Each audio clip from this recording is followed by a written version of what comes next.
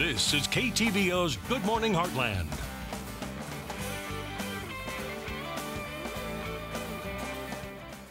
Welcome back. A lot of people use sleep medicine like Ambien, and last week the FDA made an announcement that they're recommending the drug manufacturers make a lower dose.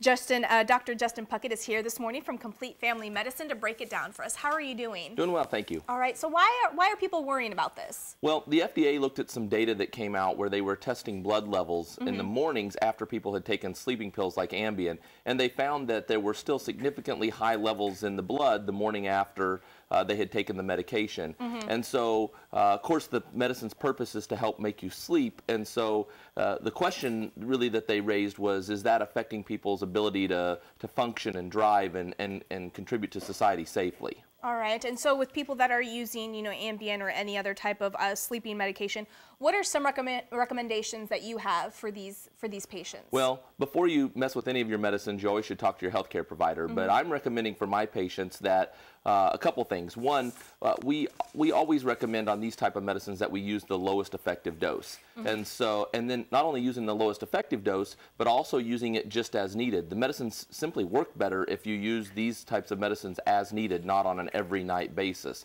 And so I'm really recommending for folks to try good sleep hygiene, and then if they've tried to sleep for 30 minutes, can't fall asleep, then they can take one of their pills.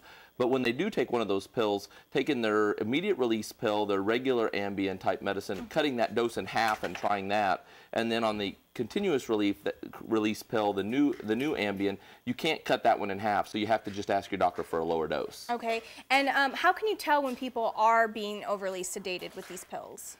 That's a really tough question.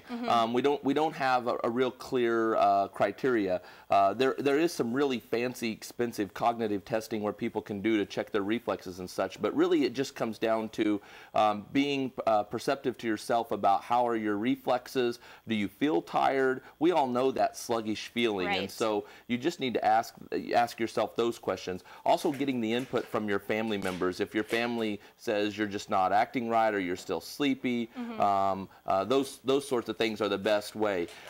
If people are really worried about someone's ability to drive, we do sometimes ask people to take driver's tests on sedating medicines, kind of like what we do in the elderly to determine if they're safe to drive or not. All right. And you had mentioned, excuse me, that if people want to, either lower their dosage or kind of maybe even get away from sleeping pills, that they should start trying to sleep from a regular 7 hours a day. What are some other ways, things that people can do in order to get away from sleeping pills and not be so dependent on them? Yeah, exercise has been shown to help increase how you sleep, not only getting into that regular cycle, but going to bed at the same time. We all kind of know how many hours of sleep our body performs best on, and so if we'll get that number of hours and make sure that that's the case, not eating or drinking before you go to bed, especially alcohol. We know that if you drink alcohol, it might help you fall asleep, but it doesn't let you have that good, healthy sleep that you need to have to feel rested the following morning.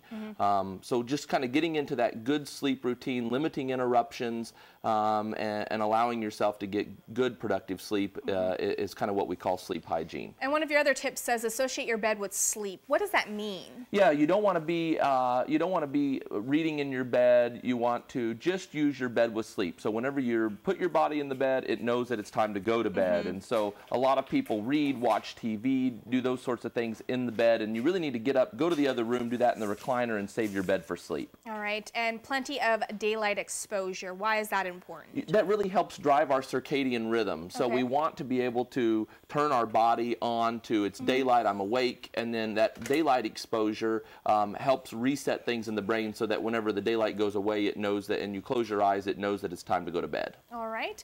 Well, thank you for all this information.